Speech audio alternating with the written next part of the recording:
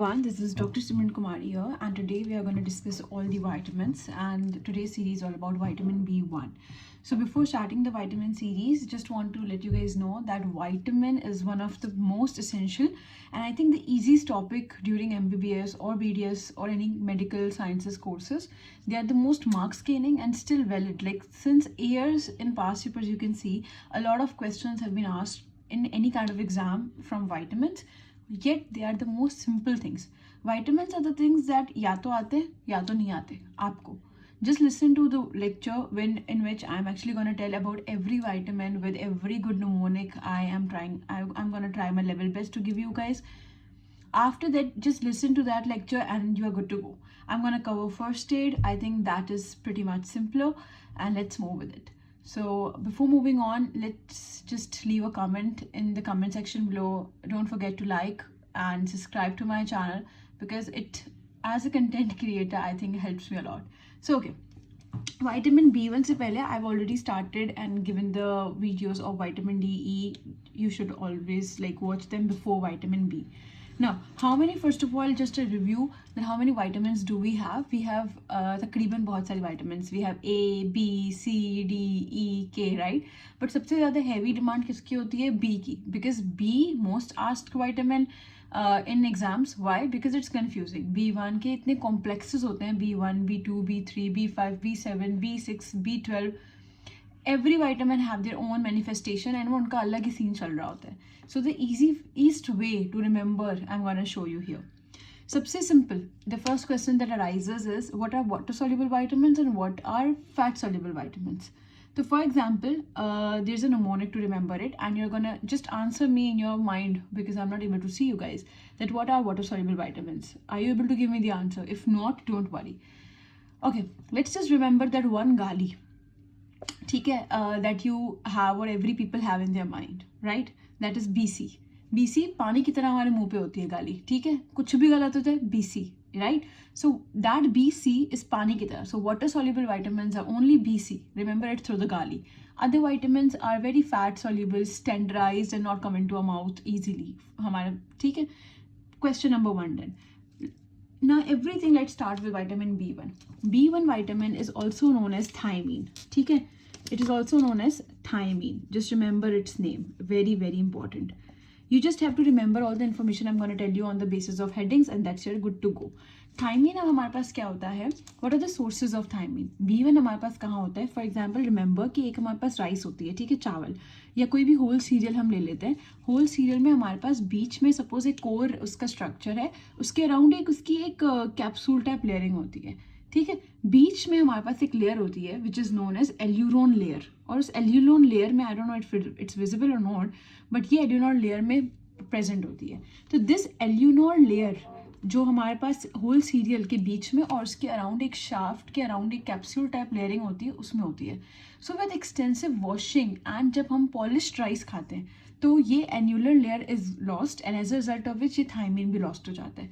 तो the BCQ number 1, the question might have the manifestations of vitamin B1 deficiency, and they might ask you that, and they might give you a hint that patient have a habit that he have this dietary habit of eating polished rice.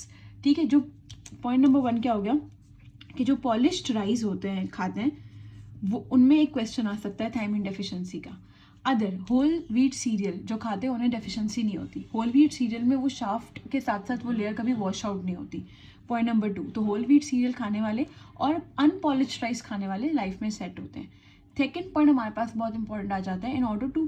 In order not to create this thiamine deficiency in our lives, because manifestations are worse, I'm going to tell you, we have this process कि हम अब rice को क्या करें, washing ना करें, polish ना करें. So we have this one process known as par boiling.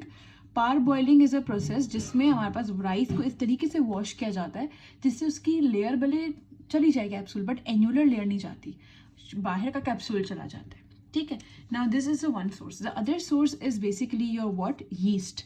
That means you are gonna remember it through this way कि विटामिन B1 अभी जब हम उसके रोल की बात करेंगे तो that have the majority role in carbohydrate metabolism. If you have already done your biochemistry things lectures तो you would be guys knowing that हमारे पास बहुत ज़्यादा जो है कार्बोहाइड्रेट फर्स्ट क्रिएट कर रहा होता है. कार्बोहाइड्रेट मेटाबॉलिज्म में बहुत सारी ग्लाइकोलिसिस और इन सारे पाथवेज में एज कोएंजाइम विटामिन B1 काम करता है. And don't worry, I am gonna give you mnemonic, you are gonna go be the best. ठीक है, डोंट वरी. फॉर एग्जाम्पल अगर मैं पिज़्ज़ा की रोटी बनाती हूँ, उस पिज़्ज़ा की रोटी में अगर मैं यीस्ट डाल देती हूँ, that means carbohydrate plus yeast डाल देती हूँ, तो ये बेस्ट कॉम्बिनेशन हो जाएगा. वाई? बिकॉज एक तो मैंने कार्बोहाइड्रेट डाल दिया, उसमें मैंने यीस्ट डाला. Yeast is a rich source of vitamin B1, thiamine. क्योंकि मैंने थायमीन उसमें डाला तो कार्बोहाइड्रेट मेटाबॉलिज्म जल्दी जल्दी हो गया, राइट? अच्छा, that means we have done the sources. Now what are the active forms? You have to remember the active forms. There are two active forms of vitamin B1, उसके नाम से related ही है. That is your thiamine pyrophosphate, PP, या thiamine diphosphate. ठीक है, क्योंकि कभी भी याद है ना, हम फॉस्फेटाइलेट करते हैं तो वो कोई एक्टिव हो जाती है, उससे हम याद रखेंगे. अब the most difficult part, I think if you have clear this thing you are gonna, and most of the questions इस तरीके से आते हैं. क्या आएंगे क्वेश्चंस मैं बता देती हूँ. One thing need to be very clear. सारे वाइटामिन्स जो मैं एक साथ अभी पढ़ाऊंगी, उन सारे वाइटामिन्स में you just have to remember, please एक कॉलम बना लो अपनी मेमोरी के लिए कि कौन से वाइटामिन्स एज कोएंजाइम्स काम आते हैं या नहीं आते. फॉर एग्जाम्पल हम बहुत सारे ग्लाइकोलिसिस का पाथवे पढ़ते हैं, तो ग्लाइकोलिसिस में जो हमारे पास पायरुवेट नीचे बन जाता है, उस पायरुवेट को TCA साइकिल में जाने के लिए, अगर समझ नहीं आ रहा तो बाकी लेक्चर्स देख लेना. पायरुवेट को TCA साइकिल में जाने के लिए we need an enzyme pyruvate dehydrogenase. इस एंजाइम को एक्टिवेट करने के लिए हमें B1 की ज़रूरत होती है.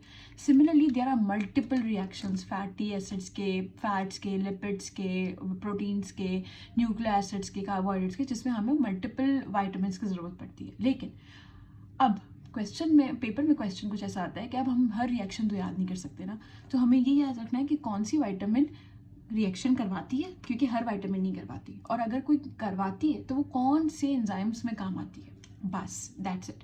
सो for this coenzyme you have to remember B say most important role is coenzyme is B. ये निमोनिक है. ATP ये एक निमोनिक है. ठीक है, with this you are gonna remember कि विच एंजाइम रिएक्शन में ये काम आती है. ठीक है, बी से हमारे पास क्या आ जाएगा, branched chain keto acid dehydrogenase. पहला बी डन. ए से अल्फा कीटोग्लूटोरेट डिहाइड्रोजनेस. ये जो फर्स्ट ईयर वाले मुझे देख रहे हैं, please don't get confuse, please remember the names.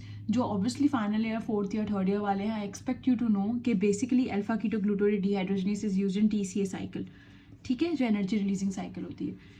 Then with T we have very important ट्रांसकीटोलेज. ये लाडला है. ठीक है, इस पूरी B1 का लाडला है ये. और ये कौन सी शंट में यूज होता है, HMP शंट में यूज होता है. लाडले हमेशा शंट करते हैं, याद रखना, HMP शंट साइकिल में यूज होता है. फिर हमारे पास आ जाता है P से पायरुवेट डिहाइड्रोजनेस.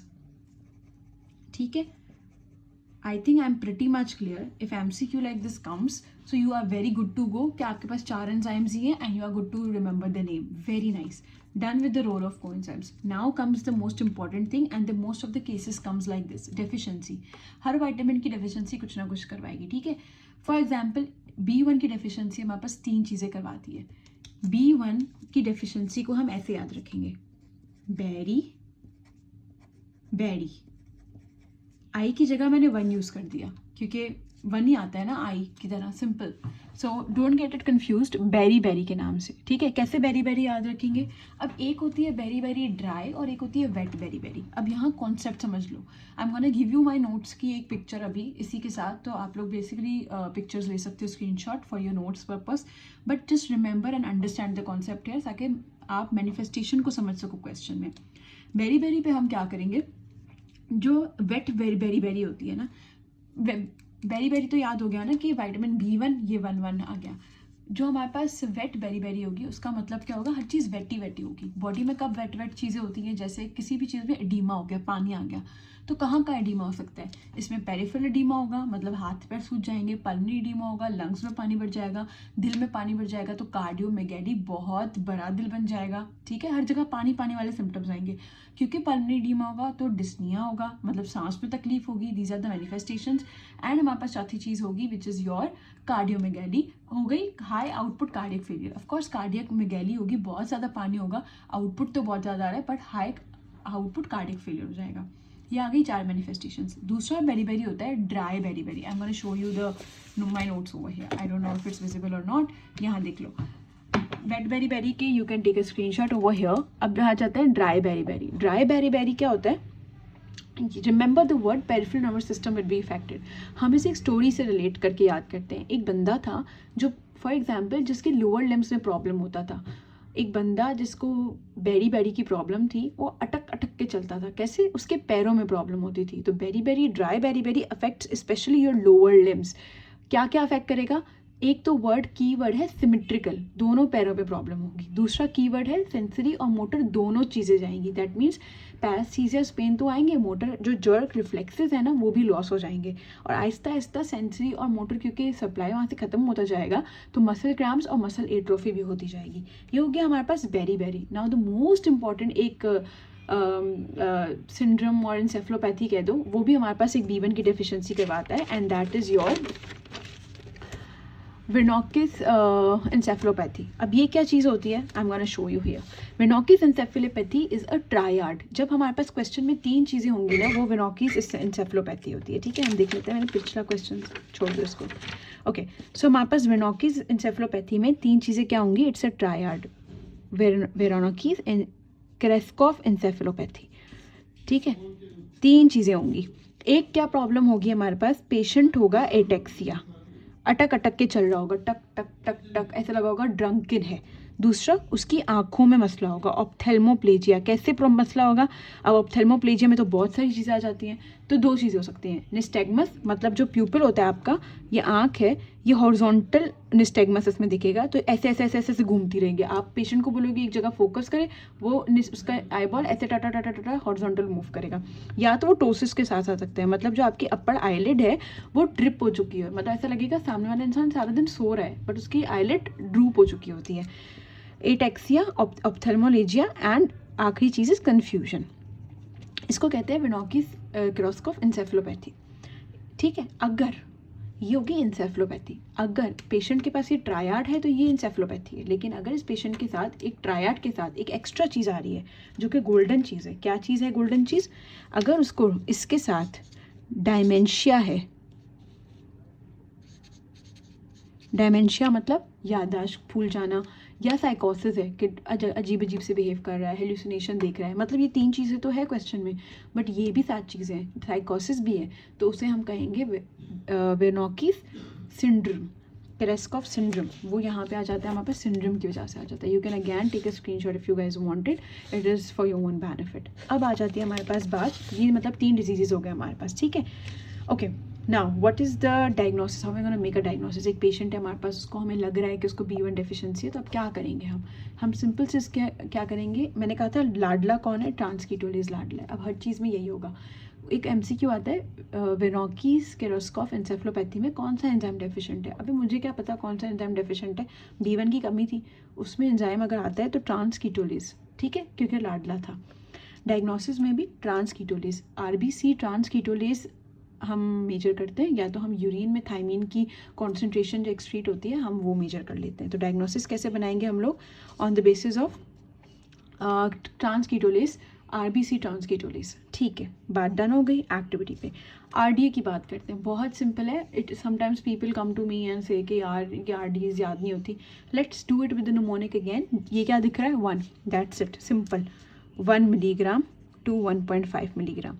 आई थिंक हर वाइटामिन अपना राज खुद बता रहा है अगर मैं नोट करूँ तो। एंड देन टॉक्सिसिटी B1 एक बेचारे की तो मतलब कोई टॉक्सिसिटी नहीं है, ठीक है। I think I am done here, thank you so much. And if you actually like this video, please comment and subscribe and like this video. Thank you so much. a quick entrance to this thing which I forgot to tell you guys that अब इसका B1 का question कैसे आ सकता है, या तो patient polished rice खाता होगा, या तो एक और चीज़ हो सकती है patient will be coming to you as chronic alcoholics. Chronic alcoholics हमेशा B1 की डेफिशिएंसी के साथ आते हैं क्योंकि आपकी एब्जॉर्प्शन एल्कोहलिक्स में ख़त्म हो जाती है.